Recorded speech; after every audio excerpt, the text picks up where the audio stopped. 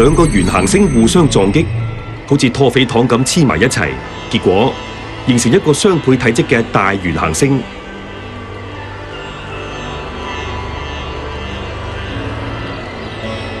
原行星撞擊次數越多，所形成嘅行星體積就越大。水星係由1至2個原行星撞擊形成，金星就係由8個原行星形成，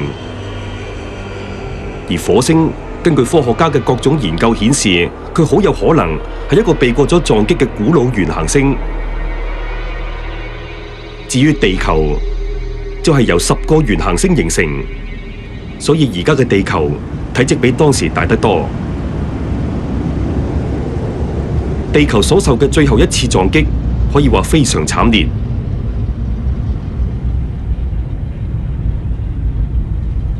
呢個係幾個原行星結合之後形成嘅原地球。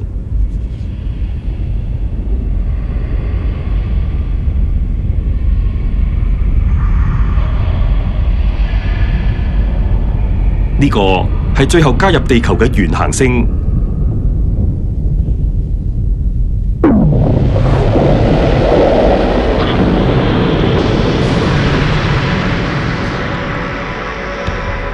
巨大嘅衝力將撞擊產生嘅熔岩彈入太空，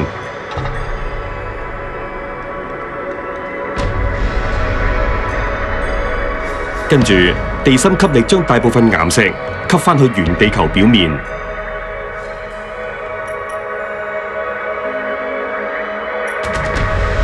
不過部分碎塊冇跌返去地球，呢一啲冇跌落地球表面嘅碎塊停留喺地球軌道上一段時期。最後一個原行星撞落原地球嘅角度偏離中心，碎塊彈到去太空嘅遠距離之外。如果我哋由原行星向上望，就會見到天際之間遍佈碎塊，好似土星嘅光環一樣。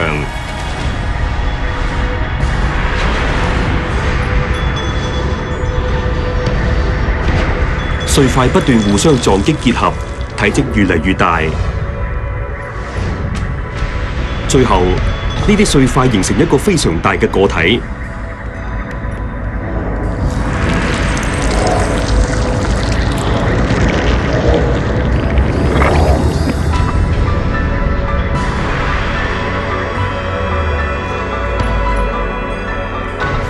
呢一個就係我哋非常熟悉嘅衛星月球。地球同衛星月球系統就係咁樣形成。根據呢啲理論，我哋知道今日嘅地球其實係由多個原行星不斷撞擊而形成。